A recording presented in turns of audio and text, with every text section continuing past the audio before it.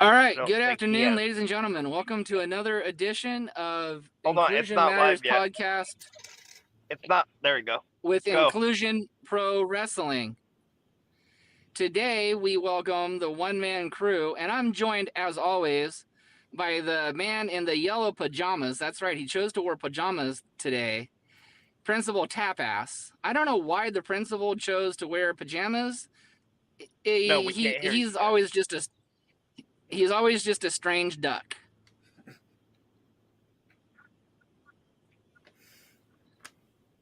And of course, the man to the beside me,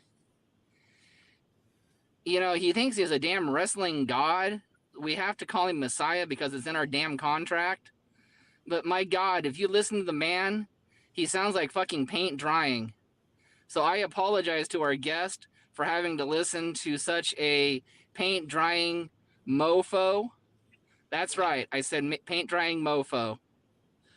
Um, and that might also be because he enjoys too much of the spiked OJ, because he likes that OC, not the original OC or the OGs like the original gangsters. No, he likes the original Orange Cassidy. Yay.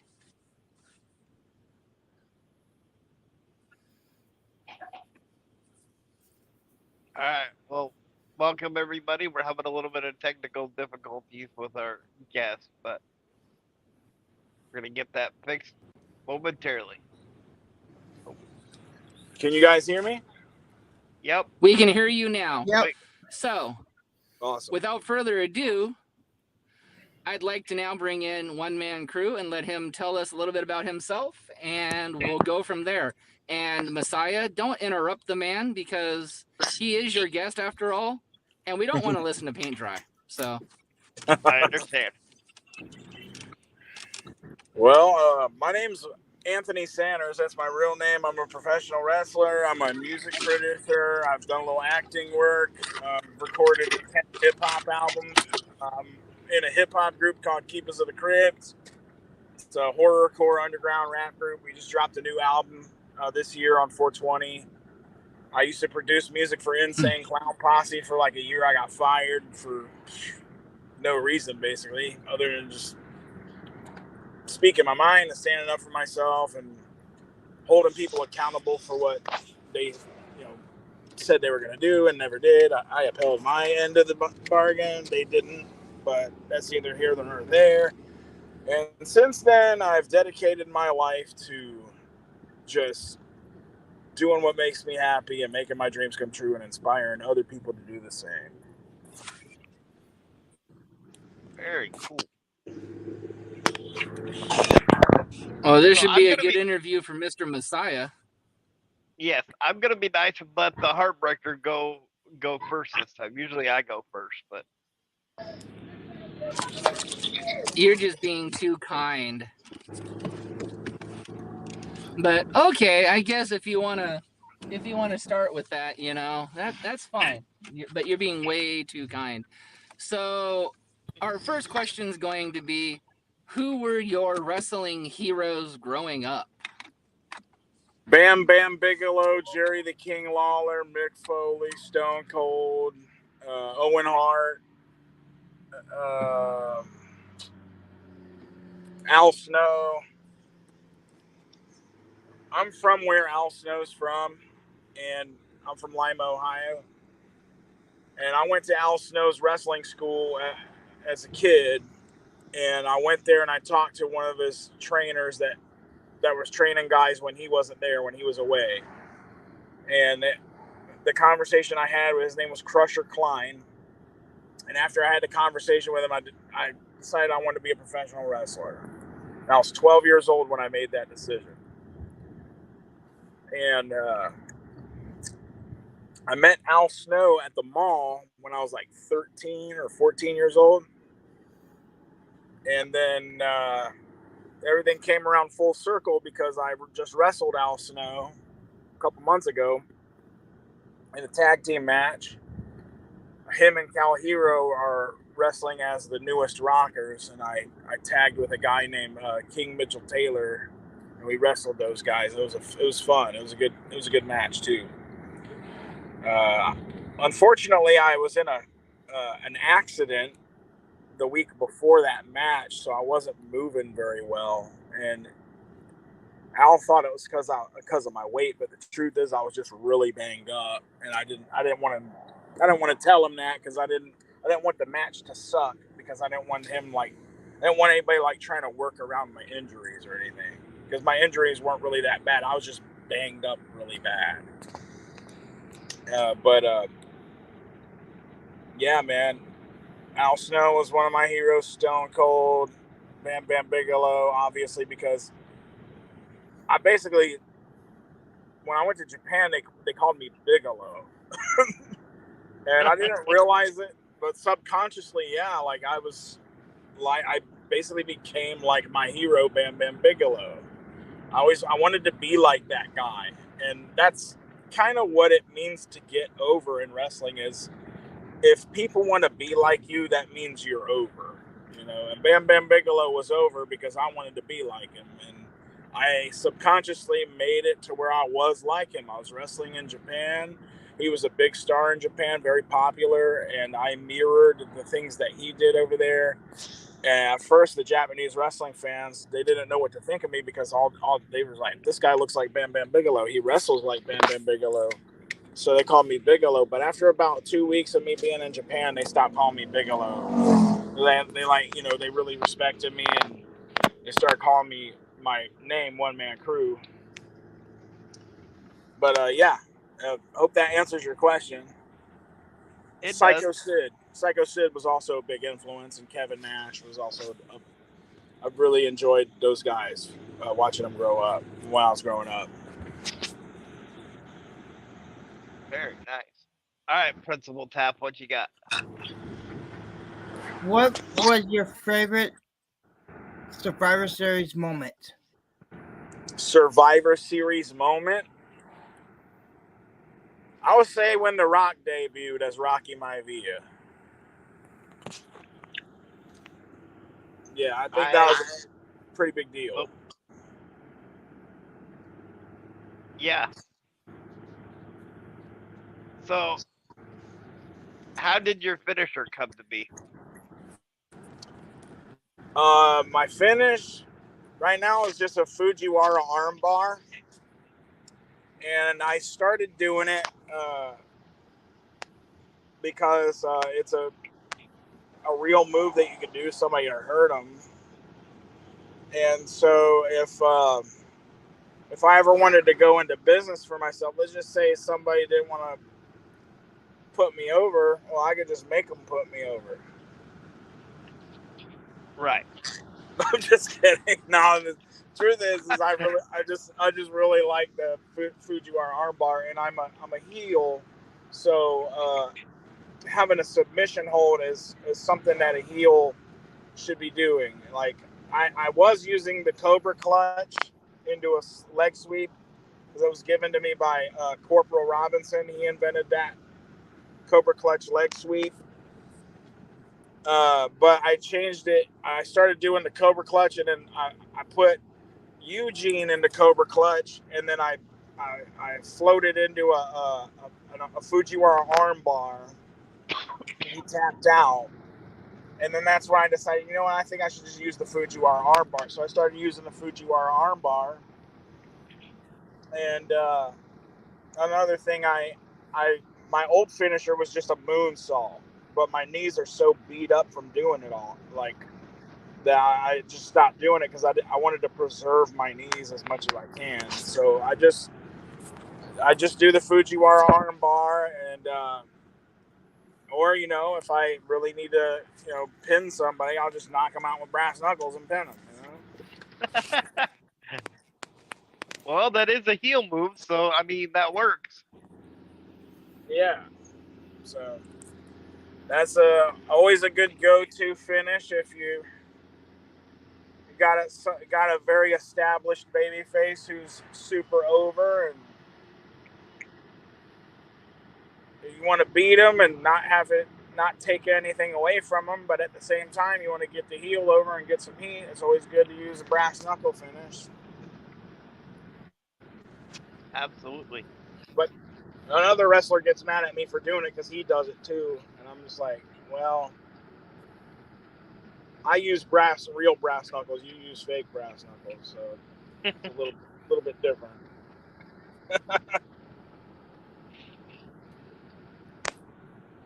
All right, Heartbreaker, what do you got?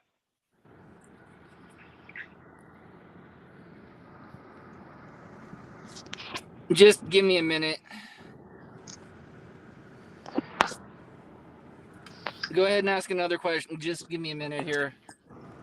Okay. It's all right. Take your time, man. So what did you post? Go ahead.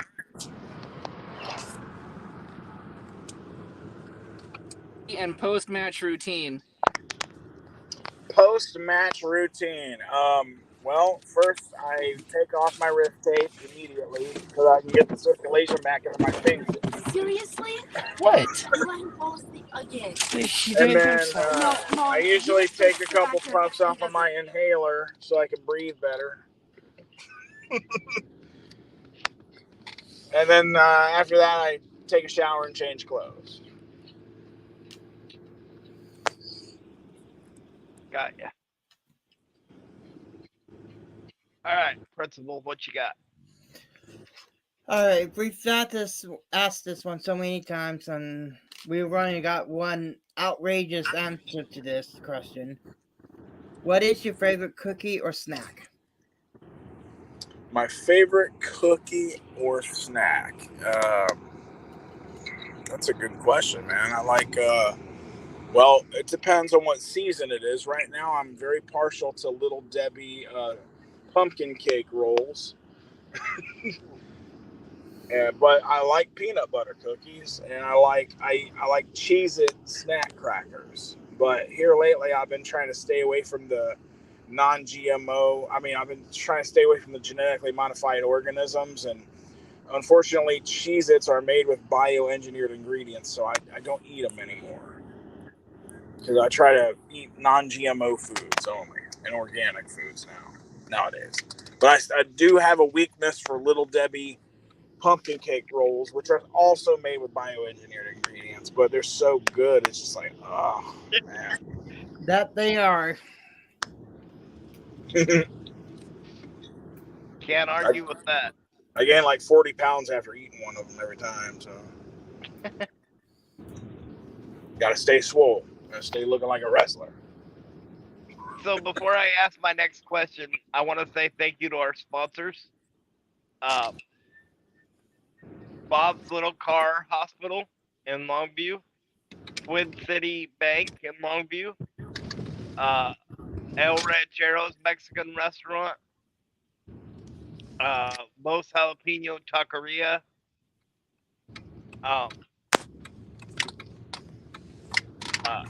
Kevin Watson and American Family Insurance, and then Bruce Nichols Painting and the CARE program, which is run by Becky Bernhardt. So my next question is, who are your top 5 male wrestlers of all time? Top 5 male wrestlers of all time. Well, I'm gonna have to put myself up there as number 1, of course. And, no, I'm just kidding. I'm just kidding. Why not? I would, if I were you. So. Well, I don't want to be that guy. But God, I would have to say Andre the Giant's got to take the number 1 spot. I mean, there's no other. Nobody will ever be another Andre the Giant. I mean, there will never be another one of him. So that guy's got to be number 1. I'd say as far as making money, Hulk Hogan, Stone Cold,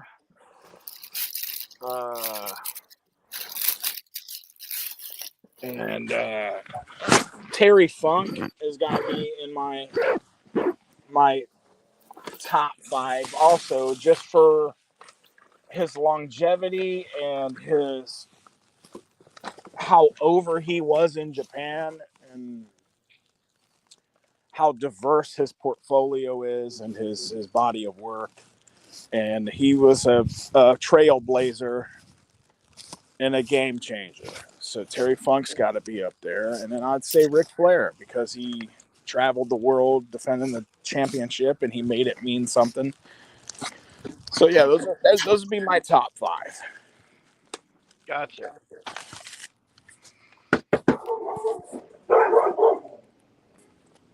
Okay, Principal, what you got?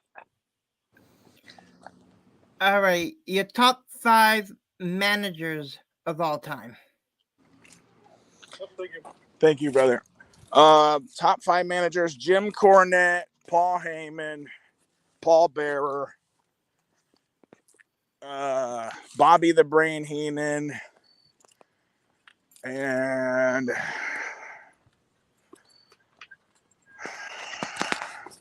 got to go with Captain Lou.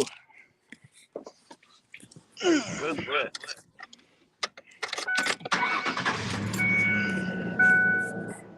All right, Heartbreaker, what do you got? Well, before I ask our next question, I want to thank the 2 sponsors that the fucking Messiah forgot. And he's the damn host of this show, and he can't even remember his damn sponsors. Yeah. That's why I say that he talks like paint all the time. And don't forget, Mr. Messiah, it's wax on, wax off. Remember that. But I'd also like to thank Doty Gallery Tattoos, and make sure, Mr. Messiah, you say that Smalls sent you. You know, not Mr. Big, but Smalls. You know, and I can't believe you forgot this one, because this is a very important person in the place that you live. I'd like to thank North American Tarp, rugged made. And if your executive director found out about that, she'd probably kick your butt right about now. You're probably right. So don't do it again. So the next question, now since we've gotten all the sponsors out of the way, and thank you guys, by the way, for being our sponsors. Top 5 tag teams of all time. Rock and Roll Express, Dudley Boys,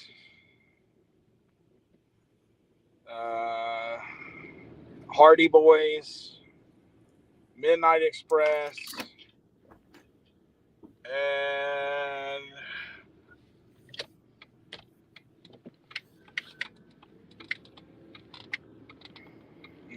that's a tough one because there's so many good tag teams. But I have to go with Legion of Doom, Road Warriors, also. Very No, nice. Harlem Heat. I'm gonna take let's take Hardy Boys out of the equation and replace them with Harlem Heat. Hardy Boys had to be a 6th place. Got ya. Yeah, I think Harlem Heat's the greatest tag team ever. That's just my opinion. Hey, you can't really argue with that with all many times they won the WCW tag titles, so. Yeah. Yeah.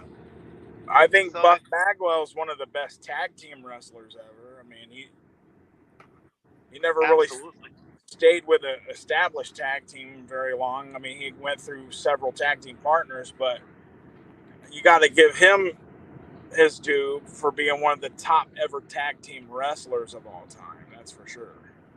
And I'm honored to say that I've wrestled him twice and I beat him once. And I want to thank him for everything he's done for me and for everything he's contributed to the business. And Buff Bagwell's a great guy. So, yeah, he's definitely a hell of an honorable mention. Gotcha. And that's pretty cool that you got the chance to wrestle him, too. That's awesome. Oh, yeah. Yeah, he's definitely one of the best of all time tag team wrestlers for sure.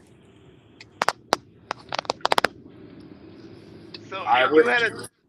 Oh, sorry, go ahead. I was just going to say, I wish he got more credit than he. I wish I wish that he would have got more opportunities like post WCW than he got. And I wish he would get the credit he deserves, because he does deserve to be in the Hall of Fame for sure, of any wrestling Hall of Fame, because he really was a top star, like in WCW for quite a few years. Yeah, I And wish he would have gotten a run in WWE. I was at that match in 2001 when him and Booker T had that tryout, or yeah, and on it that wasn't Raw. bad. I've watched that match. It's not a bad match. I mean, it ain't even a No, bad match. It's just, like you could tell Buff had a couple beers in him or something. You know what I mean? Like, you could tell he was wrestling WCW style. You know what I mean? Where they drink a 6-pack before the fucking match. But yeah, man. He definitely should have been given a pass and given the opportunity to make some changes before they just cut him loose, because he was definitely. I mean, you gotta understand, this guy was swimming with the sharks in WCW. I mean, there are so many big name talents, and he still, being the little guy that he was at 5'10", 230 pounds or whatever he was at the upper echelon of that, right up there with all the guys, Hulk Hogan and Kevin Nash and Ric Flair and Randy Savage and Sting and Lex Luger and Sid Vicious. I mean, he was there when so many big, huge stars were there, and he still rose to the top, to that upper echelon. So, I mean, he's definitely an all-time great. and then so my question is, if you had a dream opponent from any generation, no questions asked, who would it be and why? From any generation, like living or dead, Yeah, that's a tough one, man, because there are so many of them that I would love to wrestle, man. Like, but if I could resurrect, okay, I'll give you one living and one dead. okay. Okay? If I could resurrect Owen Hart from the dead and wrestle him, that would be a dream come true. Okay? Or Bam Bam Bigelow, because those were my two favorite wrestlers ever when I was growing up. Because their agility, the things they were doing, nobody else was doing at that time. But currently living, I'll give you two of them. Okay, two that I would love to wrestle that I never wrestled yet is Jerry the King Lawler, which I was supposed to wrestle him in December, but he had a stroke, so we're going to postpone it. And Sid Vicious, just because, he was my favorite wrestler growing up, my favorite heavyweight besides Bam Bam Bigelow. I liked the heels when I was growing up. I was a heel mark. I loved, like, Jerry Lawler was a heel in WWE. I loved him. I loved Owen Hart as a heel. I loved Sid Vicious as a heel. I loved the heels. So, but a lot of dream matches, the dream opponents, I've actually already had in my life. Like, I've wrestled Rhino, Dan the Beast Severn, Shane Douglas, Tony Atlas, Hardcore Holly, Sabu, so many, man. I've had a lot of dream matches. In fact, I'm wrestling Too Cold Scorpio in December. On the same show I was supposed to wrestle Jerry Lawler on. We ended up getting Too Cold Scorpio to do it instead. But yeah, that's to answer your question. I would say Jerry the King Lawler, number one, is who I want to wrestle. So I hope he recovers enough where we can do that down the road. Very awesome, and we hope that too, as far as Jerry Lawler's concerned. Yeah, me too, bro. I call him and I check up on him every once in a while to see how he's doing. Last time he said he was feeling better, so but we still want to put it off because we don't want him. His safety and health is more important to me than my selfish desire to make my dream come true, wrestling Jerry Lawler. You know what I mean? Yeah. So just like human to human, I told him, I said, man, like, I want to wrestle you. I want to tell this story, but at the same time, dude, I don't want you to rush I want you to be comfortable with the decision of getting back in the ring if you ever do it, if we do it. So let's postpone it. Because he actually would have kept the date penciled in, but he just knew he wasn't ready yet physically. So I was like, well, let's just postpone it. So hopefully we can work it out and we can do it. That would be amazing. I agree 100%. All right, Principal, what do you got? Speaking of the Midnight Express, which one of those members do you think deserves a Hall of Fame induction? Bobby Eaton, of course. He's the best one out of all of them. I mean, there's a reason he had such a good run as a singles wrestler for so long too. After the Midnight Express broke up, because he was the best one out of them all. I mean, not only did he stuck around for his family to support his family when they wanted to leave, and he did, and they gave him a run with the TV title because of it. So I mean, and then he had a nice little run there with Regal and all that stuff. I mean, that's just my opinion, man. Like, Stan Lane's good. I've met Stan Lane. He's a really good talker. But physically in the ring, talent-wise, like, Bobby Eaton is the best athlete out of all of them, I think, in my opinion. That he is. Yep. I would have loved to see a match between him and Owen.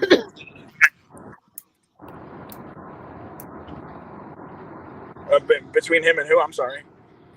Owen. Oh, yeah, him and Owen Hart would have tore it up. That's for sure. Yep. Because in my personal opinion, those were the two best technical wrestlers of their time. I have to agree. Yeah. Definitely.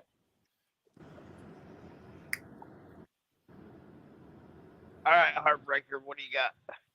Well, I'm going to kind of throw in a little twist and a little type of a new question because he mentioned Al Snow and OVW. So yeah. My question is this. How do you feel about the OVW of today where Al Snow now has two partners that are marks in the business, owning the business with him? What is your opinion of Marks owning a wrestling company?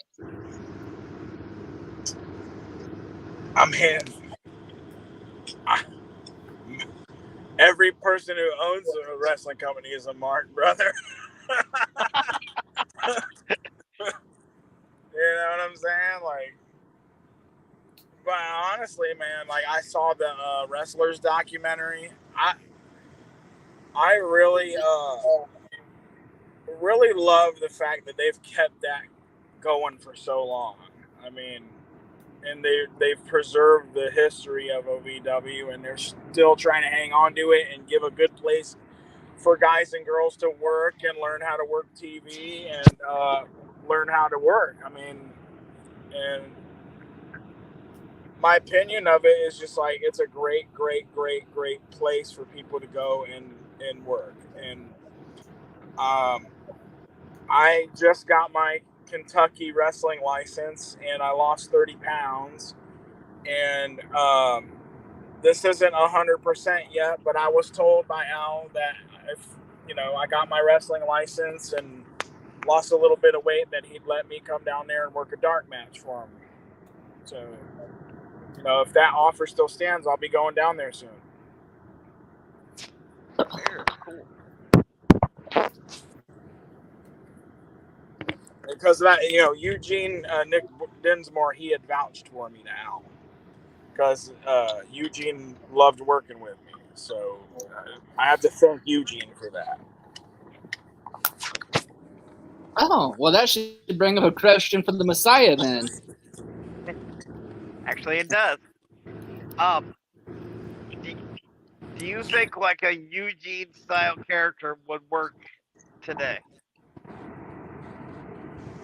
I think Eugene is a very, very necessary character for today. I mean, if you want to be, if you want to include everybody, then you have to have a character like that, even if it's played by somebody who's not really a special needs person. I mean, they need characters like Eugene to inspire special needs people to go beyond the expectations and limitations that other people place on them.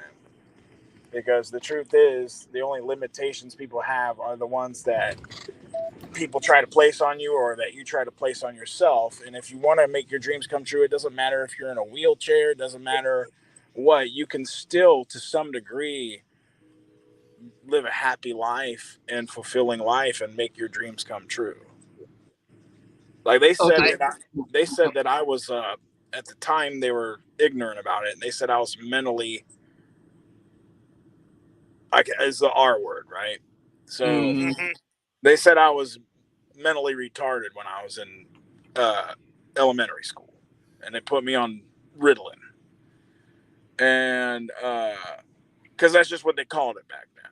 But now we know that attention deficit disorder is a real thing. Attention hyperactive disorder is another thing. Like they have names for these things now, and but I've been able to, even though I have like mental illnesses and I have learning disabilities and stuff like that, I've been able to still make my dreams come true and live a happy life. And that's what my mantra is like, anything is possible, and just never give up and believe in yourself and work towards your goals and do what makes you happy. And that's what I want people to know. Anybody can do anything they want. Like there's a lot, I have a lot of haters that get on my social media and they'll be talking smack, like for example, like I'll license like a feature from a famous rapper and make a song with a famous rapper, and it'll be like, so what, anybody can buy a feature from an artist. Or, oh, you wrestled a big name wrestler, big deal, anybody can do that. Yeah, anybody can do it. I don't know what their point is by saying that, because I've been saying that for years. Anybody can do anything they want. They just have to work hard toward it, believe in themselves, have a plan, and execute that plan, and you can do anything. It's I live in a reality where anything is possible. Messiah, I before you break in, ladies and gentlemen, this next segment is going to probably be the most real segment that you have. Messiah and myself and Principal Cap are about to break character for a moment. So please bear with yes. us, because this question was for a reason, and we're glad that One Man Kru actually answered the question the way that he did, because I'll let Nathan do it, because nobody can sell his vision better than Mr. Nathan Noss. And right now he's known as Nathan Noss, not the Purple Messiah. So So I'm glad you said it that way, because I feel that same way. I'm in a wheelchair. I have cerebral palsy. Um, and as of November 25th, I'm glad you used the word inclusion, because as of November 25th in Kelso, Washington, Inclusion Pro Wrestling will be debuting, and it's Tony's and it's my promotion with the exact same mindset that you just said. 20 years ago, I was told that I couldn't do anything in the wrestling business because of my wheelchair. And I'm Yeah, gonna get a little fired up here, so just bear with me. well, But that's okay. 20 years ago, I was told I couldn't do anything in wrestling because of my disability. I went to a tiny wrestling school and was told, can't do it. Wrestling's physical, it's not gonna work. But I'm that type of person that doesn't stop me, right? So I came back every day. And I told them, I am not leaving until you give me something to do. So they made me a commentator, probably just to shut me up, but they did it anyway. And that lasted for 2 years. That's great. Then it faded away. It took me 20 more years to save money with my Social Security and to borrow money from my parents. But I got the money saved up to buy a wrestling ring that Roddy Piper wrestled in. And so now, like I said, on November 25th in Kelso, Washington, at the Rain Church, we will be debuting Inclusion Pro Wrestling, which with the mission statement of nobody gets turned away. If you want to be a pro wrestler and you want to try it, come try it out. If 5 minutes later you decide it's not for you, so what? You had that 5 minutes to live your dream that you sat in a living room and thought about doing for years, right? Yeah. If you want to keep going, do it. But you know what? At least you got your chance. So Absolutely. That's great. That's fantastic. So, I'm glad you told me that, man. That gives me hope for humanity. and to touch up on Nathan's point, like Mr. One Man Kru, we've had haters too, and we've had a really recent ally here who has said the same thing I'm about to say. For all you haters out there, we've got this to say to you. Fuck you and give us a fucking chance, you fucking pieces of shit. yep. I mean, most people, when they hate, they're just doing it out of their own insecurities and iniquities. I mean, they themselves have stripped themselves of their own power and free will to do the things that they've dreamed of and always wanted to do, and they've relinquished their ability to do that and made themselves a slave to their own mind and their own creature comforts and their own vices. And just because they're weak-minded and yes, I'm here for a DoorDash. Just because they're weak-minded and they don't believe in themselves doesn't mean that everybody else that does ain't dope. You know what I mean? Like you can be a dope motherfucker no matter what. If you're in a wheelchair, you can be the dopest motherfucker on earth. You know what I mean? Like, so people hating on you guys, man, like you said, fuck them, man, because they're stupid. They're just low-level, low-frequency fucking idiots. And they'll never do nothing with their lives, and it burns them up. It's like pouring hot coals over their head for them to see other people being happy doing what they love to do. So, fuck them. All right. Yep. And now, back into character. Messiah, shut up and don't talk about paint drying anymore. Now back to the interviews. Let's see here. I got you. I believe it's Mr. Tapp's turn. Yep. Excuse my language on this, man, but I get a little fired up about it too. No, you're good. Oh, I get fired up as well. My question is, what's your best advice for a up and coming new wrestler or new manager?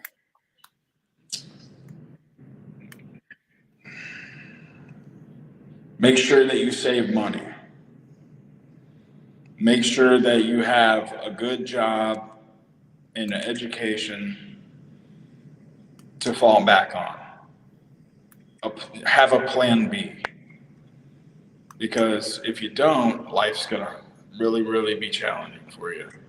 Because I was one of them guys that I didn't have a plan B. I was just full gung-ho, and I had to sleep on concrete floors, and I had to be homeless sometimes, and I had to do all kind of stuff. Like, people don't know the sacrifices that I've made to get where I am today. Like, and if they did, they would never talk shit to me or about me. Like, because they don't know what I've had to endure just to get to this point.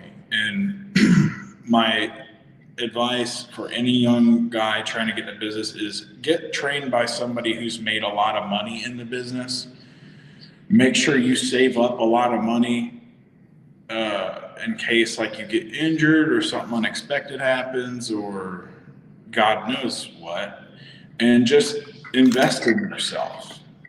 Invest in yourself. That's for a long time, I kind of plateaued and didn't get any opportunities until I started to learn to invest in myself and take bets on myself.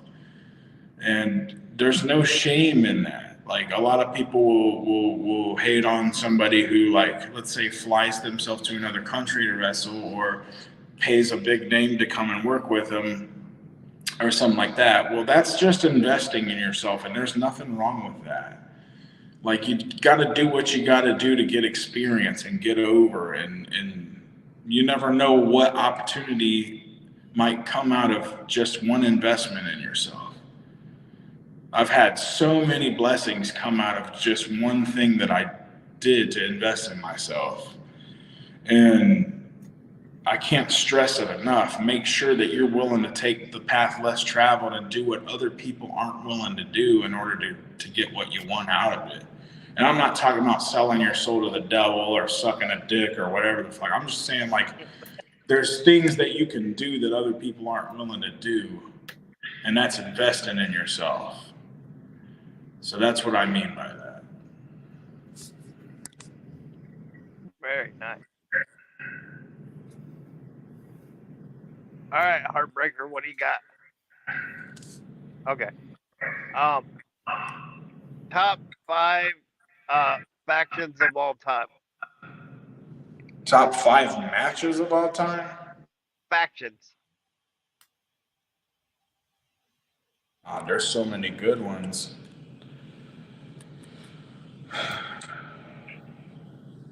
I'd say Undertaker versus Mick Foley, Hell in a Cell's got to be my favorite match ever. Terry Funk versus Cactus Jack in Japan, the King of the Deathmatch tournaments, one of my favorites. Jun Kasai versus Masada at the Pain and Limit 2011 or 2012. I was there for that. I was on tour for that, and I saw that live, and it was just the most unbelievable thing I ever seen in my life.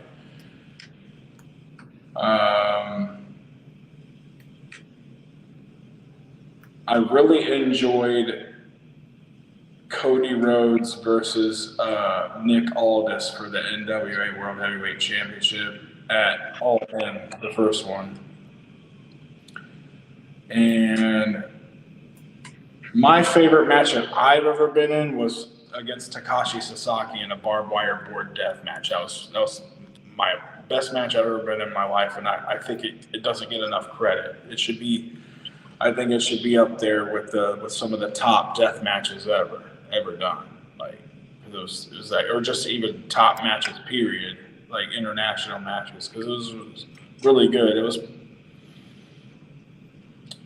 was something that I look back and I'm really proud of. So it's up there with the best of them. Very cool. All right, Tap, what do you got? All right, if you could, let's go promoter on this, a booker on this. If you could book a WrestleMania card, 6 matches, any generation, any promotion, indies included, what would those matches be and why? Okay. Well, the main event, of course, would be Stone Cold versus Hulk Hogan, because those are the 2 top drawing wrestlers of all time, the 2 top merchandise sellers of all time. Then I would have Sting versus The Undertaker, just because they're both like kind of the face of their brand, basically. WCW Sting and WWE Undertaker was pretty much the main staple of that for 30 years. And that's a dream match everybody wanted to see, never got to see. And then I think I would have Brock Lesnar versus Ken Shamrock. And DoorDash is. For Alexa and for Shannon. There's two of them. And then I think that's 3 matches, right? Yep. I think I would do Terry Funk versus Jeff Hardy. Ooh. Would do Mick Foley versus John Moxley. And I would do myself versus Jerry the King Lawler. Very nice. I would have thrown in Andre versus Giant Baba. Andre Giant versus who? I'm sorry. Giant Baba. Well, that match has happened in Japan before, I believe, if I'm not mistaken. And the Giant Baba and Andre the Giant actually tagged together against these 2 big Australian guys. There are 7-footers. It was a very interesting match because the 2 Australian guys were built about like Kevin Nash. You know, they were like proportionate, right? But then seeing Andre the Giant and Giant Baba, they look like kind of like, you know, how like dwarfs look, but they look like a giant version of it compared to these guys. It was kind of interesting to see that. And, you know, because like Giant Baba's like arms were like really short, and but Andre the Giant's arms were like really long, so he's built kind of like the guy that played Willow. Yeah. It's like an overgrown version of the guy that played Willow. And yeah, so it's really interesting to see that tag team match. I forgot the name of the tag team they wrestled, but it was very interesting. You should be able to see that on YouTube. It's on I think I might have to go look that up later. Oh yeah. Same here. Let's look that out too.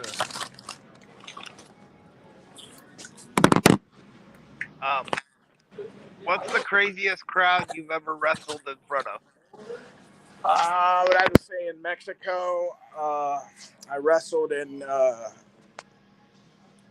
town called Pachuca, and the crowd was crazy. The match was crazy. It was hardcore. I got hit in the head with a plastic lawn chair, and my head was split open the hard way, and like I was bleeding like a stuck pig. And then I was a 6-way match. It was me, Halloween, Damien 666, Psychosis, and like 2 other guys. And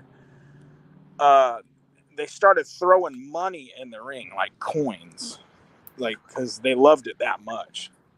Like whenever you have like a, you know, what Dave Meltzer would call a 5-star match, they start throwing money in the ring when they think a match is dope. They just throw coins in the ring because it's like they're donating to the wrestlers for putting on a good show. Got ya. So that was probably the craziest crowd I've ever wrestled in front of. And they also are very vocal because, you know, I was a heel. I went down there. I can tell you a funny story. I love telling this story because it's hilarious. But I was a heel, and they call heels rudos, which means rude. And Yep.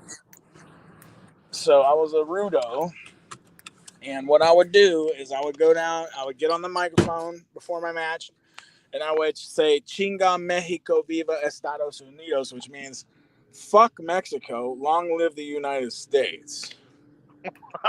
and they would say, Chinga tu madre, which means, fuck your mother, right? Well, one day I was riding in the van to the next town, and I heard the Mexican guys laughing, and I was like, what are you guys laughing at? Like, what's so funny? And so they told me, like, one guy was joking with the other guy, and he said something really funny. And I'll tell you what it is here in a minute, but I got to finish the story. So anyway, after I asked what he said, he told me what he said, but he translated it to English for me so I would understand. And I was like, oh my God, that's hilarious. You got to teach me how to say that.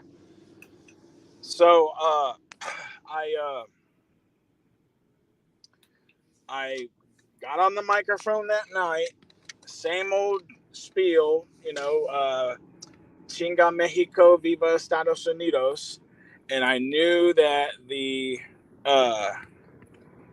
fans were gonna say, Chinga tu madre, right? Fuck your mother, right? So I said, Chinga mi mother? Fuck my mother, huh? Okay. Su madre sepia de dientes con mi verga. And then when I said that, the whole place erupted with laughter. Sepia de dientes means brush your teeth, right? So I said, your mother brushes her teeth with my dick. Oh Su my God, that's great. Su madre sepia de dientes con mi verga. It means your mother brushes her teeth with my dick. And from that point on, it was an instant baby face change because they are like, who is this gringo motherfucker talking this shit? We love this guy. Oh, that, that's great. Yeah, I had like hundreds of Mexican wrestling fans like trying to get pictures with me and asking me to sign stuff, and after the show, which I never had that happen ever until after I said that. Probably didn't expect that reaction, I would imagine. Oh no, they're like, man, this motherfucker's funny. Like, All right, Tap, what do you got? All right. When's your next match, and where can we find you on social media? my next match is on October 11th in Bourbon, Indiana. It's for Pro Wrestling Kings Halloween Mania show. I'll be wrestling a guy named BD Smooth. I'll be defending the Lineal World Championship. And if you want to stay up to date on it, follow me on, I'd say, Instagram at One Man Kru, ONEMANKRU. I'm on YouTube, and I'm on Facebook. So just hit me up. I'm on everything, actually. I'm verified on all social media platforms, so I'm legitimate. And if you want to hit me up, I'll answer your messages or whatever. All right. Heartbreaker, you got a question? So I guess I'll pipe in here real quick while our booker's on the phone to his wife. Him dabbling. Okay, so you dabbling in acting a little bit. This should be a very interesting question. I almost expect him to say him, but I'm going to ask it anyway. I expect that too. I'm gonna expect it anyway. In your opinion, the best wrestler turned actor, and it's okay, you can say you. No, it ain't me. Damn sure ain't me. But I'd have to say Dave Bautista is a really, really good actor. Really good dramatic actor. I mean, I'm very, very, very impressed with his skills as an actor. I mean, he's a real actor. Like, he's not like The Rock plays the same motherfucker in every movie. Dave Bautista can become somebody else in movies. You know what I mean? And yeah, you look at John Cena; he's basically the same guy in every movie. But he's funny. He's good. So he's the funny guy. So John Cena can do comedy. He's really good at it. He can do action. He can do stunts. He's really good at that. The Rock, he's a really good. Same thing with him. He can be funny. He's a good comedy actor, good action guy. He can do all right with some dramatic roles, but he's mostly known for his action films, big tentpole action films. And John Cena's more known for his comedy stuff because he's a really funny guy. But Dave Bautista, as far as the actual adapting to the craft of acting, has got to be the most impressive wrestler turned actor I've ever seen. Okay, so you told us a funny story. I'm going to tell you a funny story about the knock at the cabin with Dave Bautista. So I live in a nursing home, and I have a tablet that I'm using right now that sits in, like, right in front of me. So one night I was watching Knock on the Cabin, and all the lights were off because at a certain time they turn all the lights off, Yeah. and I can't see when somebody's coming towards me if I'm really paying attention to something. So right as it got to that really intense scene, towards the end of the movie, Yeah. somebody came in and tapped me on the shoulder. I haven't walked in my whole life. That night, I almost walked. That's great. Hey, all it takes is scaring the shit out of you, and you can learn to walk again. That's right. The only problem would have been when I realized I couldn't do it. You almost hopped right up, didn't Yep. you? Your brain So, forgot. There was a yeah, disconnect. exactly. That's dope, man. Top 5 women wrestlers of all time. Oh, I love Victoria. Like I have such a freaking crush on her. Like she is so sweet too. Like I met her. Like I love that woman. She's so cool and she's really talented. And Gail Kim, I also got a huge crush on her. Also, really great wrestler. Never met her, just love her work and love her. And Charlotte, love her work. Really big fan of Rhea Ripley, and what I have to say,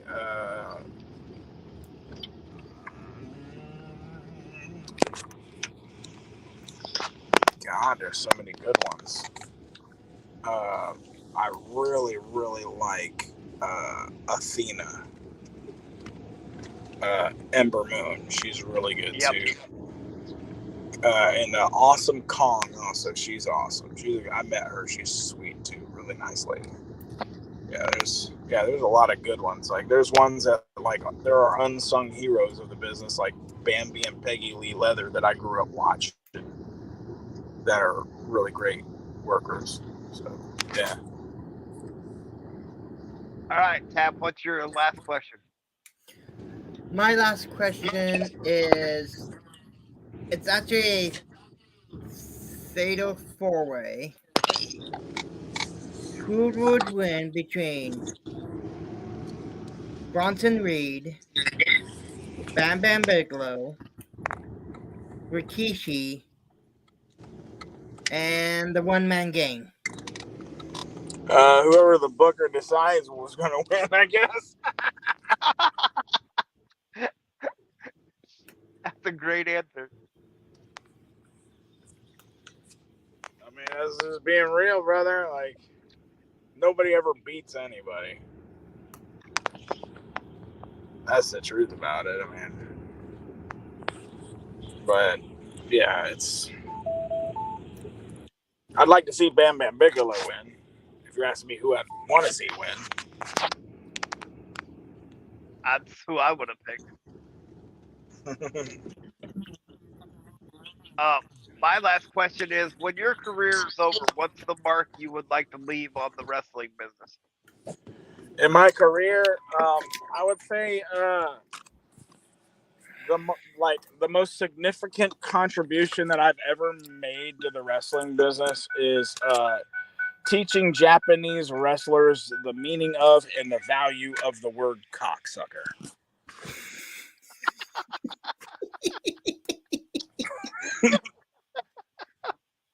I did not expect that answer. I mean, it's the truth, brother. I every time I go back to Japan, they're like, "Oh, One Man Kru, oh, One Man Son, oh, you cocksucker!" Like, because I used to beat the hell out of them. It's like, "Get up, you cocksucker!" And they didn't know what the fuck I was saying. They didn't know what I was meaning. Then finally somebody smartened them up. They're like, "Oh, you're saying I suck dick?" They call it chinko. Chinko's dick. I'm no sucker chinko. I was like, "Yeah, I know. Just a figure of speech, brother." Some serious guys that take themselves seriously, they're like, I know sucker chinko. I'm like, yeah, I know, buddy. Don't worry. I don't think you do. I never did think you did. So Like, it's all right, buddy. We're good. Yeah. I might have called you a cocksucker in the ring, but I was just, getting fired up on you. With that, we want to thank you for being on tonight. It was a blast. Well, before we get off here, let me tell you the story of how the word cocksucker became famous in Japan because of me. Okay. Sounds good. One time, my sensei and I were sitting in his office, and he and I both don't like this promoter. I'm not going to say the promoter's name, but we were talking about this promoter, and my sensei used to work for the promoter, and the promoter had some very not nice things to say about me because of my weight. And so we were both sharing our disdain for this particular promoter, and he had told me a story of how he had he asked for permission to run his own show because he wanted to wrestle in a big arena. It was one of his biggest dreams was to wrestle in a huge arena. So he booked Fujiwara in the main event. He wrestled Yoshiaki Fujiwara, which is one of the biggest names in wrestling in Japan, the creator and originator of the Fujiwara armbar. So they ran this huge event, and my sensei drew a gate of about 10,000 American dollars. Whoa. And he went back to that promoter and he said, "Hey, this is how much money I made from that show." And as a show of loyalty, he gave him the $10,000, and the promoter only gave him back $200, like for wrestling at the show. Right? So I said, "Wow, what a cocksucker!" He goes, "Cocksucker?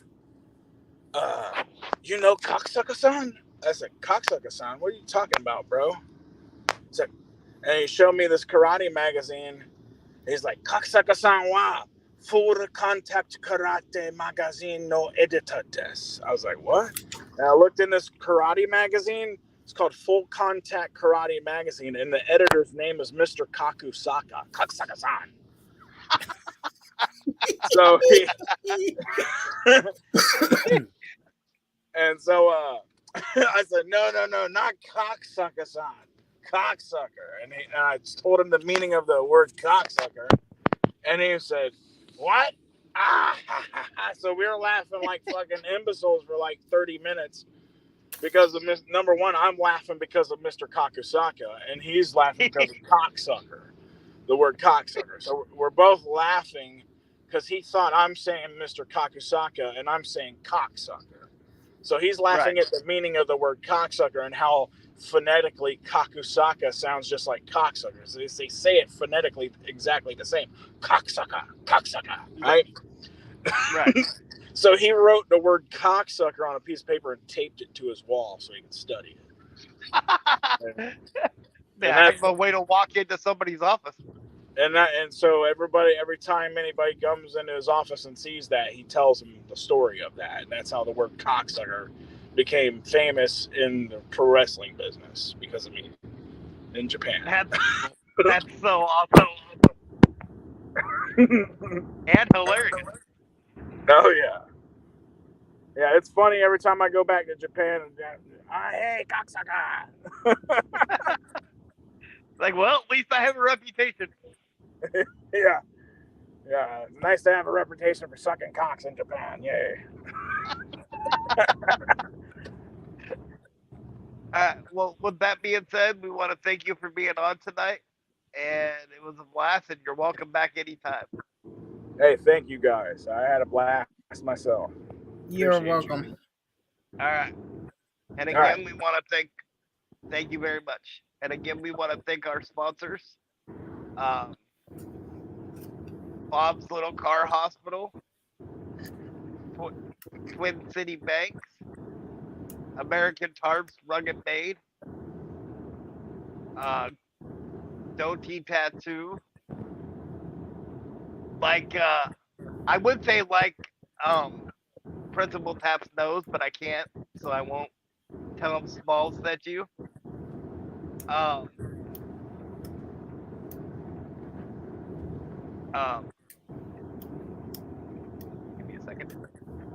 Becky Bernhardt from the CARE program. Bruce Singles Painting for all your painting and pressure washing and lid removal needs. You can find him on Angie's. Los Jalapenos Taqueria and El Ranchero's Mexican Restaurant in Longview. Bruto's Pizza in Longview. And I think I actually got them all this time. So Yeah, I mean, he's only wrestled. Burgerville, Kelso, Longview. sorry, at Burgerville, Kelso, Longview. Thank you. And with that being said, we will see you tomorrow with Miss Sunny Days, which for me should be a very interesting interview. Hey, I'm trying to think before I go home. That's right. Miss Sunny Days tomorrow at noon. Crippled Messiah, you better keep your yap shut because last I heard, she still has a set of nunchucks and she aims low from what I understand. Ooh, I'm shaking. I'm So scared. See, look. Join us tomorrow for Miss Sunny Days. And I just heard from our booker, you better be nice to Miss Sunny Days because if not, he's going to come after you. Ooh, I'm scared of that one too. All right. So we'll see you guys tomorrow afternoon. Thank you very much, everybody.